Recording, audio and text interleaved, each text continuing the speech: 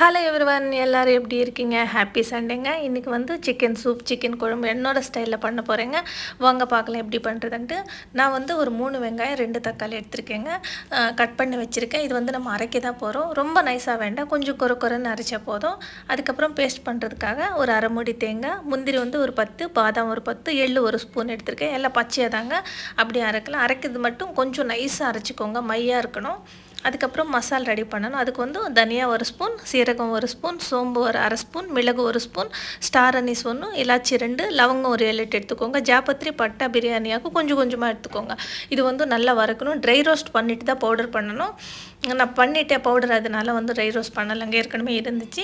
இப்போ வந்து ஒரு 2 வெங்காயம் வந்து குட்டி குட்டியாக கட் பண்ணி வச்சுக்கோங்க. சிக்கன் வந்து ஒரு 300 கிராம் நல்லா கழுவி க்ளீன் பண்ணி வச்சுக்கோங்க. இப்போ வந்து குழம்பு பண்ண ஆரம்பிக்கலாங்க. இப்போ கடாய் வச்சுட்டு ஒரு 3 டேபிள் ஸ்பூன் எண்ணெய் விட்டுருக்கேங்க. இப்போ நம்ம அரைச்சிருக்கோம் இல்லையா ஆனியன் பேஸ்ட், அதை போட்டுட்டு அதோட ஒரு பெரிய ஸ்பூனில் ஜிஞ்சர் கார்லிக் பேஸ்ட்டு போட்டிருக்கேங்க. இப்போ லிட் போட்டு ஸ்டவ் சிம்மில் வச்சுக்கோங்க, வேக வச்சுட்டு இப்போ ஒரு 5 மினிட்ஸ் கழித்து நம்ம கட் பண்ணி வச்சுருக்கோம்ல வெங்காயம், அது போட்டுட்டு நல்லா மிக்ஸ் பண்ணிவிட்டு லிட் போட்டுக்கோங்க. மொத்தமாக ஒரு 15 மினிட்ஸ் வேக வச்சுக்கோங்க. இப்போ எண்ணெய் வந்து பிரிஞ்சு வந்திருக்கு இல்லையா, இப்போ நம்ம க்ளீன் பண்ணி வச்சு சிக்கன் போட்டுடலாங்க. அதோட ஒரு 1/4 ஸ்பூன் அளவு மஞ்சத்தூள், மிளகாத்தூள் வந்து ஒரு 2 ஸ்பூன் போட்டிருக்கேங்க. போட்டுட்டு நல்லா மிக்ஸ் பண்ணிக்கிட்டு அதுக்கப்புறமா லிட் போட்டுக்கோங்க. ஸ்டவ் வந்து சிம்மில் வச்சுக்கோங்க. எவ்வளோக்கு எவ்வளோ குக் ஆகுமோ குழம்பு வந்து அவ்வளோ டேஸ்ட்டாக இருக்கும். இப்போ எண்ணெய் பிரிஞ்சு வந்திருக்கு இல்லையா, இப்போ வந்து ஒரு 2 டம்ளர் அளவுக்கு நான் தண்ணி விட்டுருக்கேங்க. தண்ணி விட்டுட்டு அதுக்கப்புறம் அந்த தண்ணி வந்து நல்லா பாயிலிங் வர வரைக்கும் நல்லா கொதிக்க வச்சுக்கோங்க. இப்போ எண்ணெய் வந்து நல்லா பிரிஞ்சு வந்திருக்கு இல்லையா, இந்த ஸ்டேஜில் நம்ம அரைச்சி வச்சுருக்கோம்ல தேங்காய், முந்திரி, பாதாம் பேஸ்ட்டு, அது போட்டுட்டு நல்லா மிக்ஸ் பண்ணிக்கோங்க.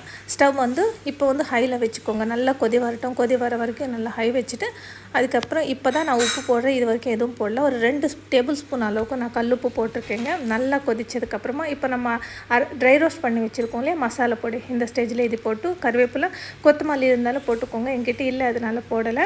இப்போ வந்து மசாலா போட்டதுக்கப்புறம் நல்லா மிக்ஸ் பண்ணிக்கோங்க. லிட் போட்டு ஒரு 5 நிமிஷம் குக் பண்ணிக்கோங்க. அவ்வளோதாங்க, சிக்கன் சூப் ரெடி.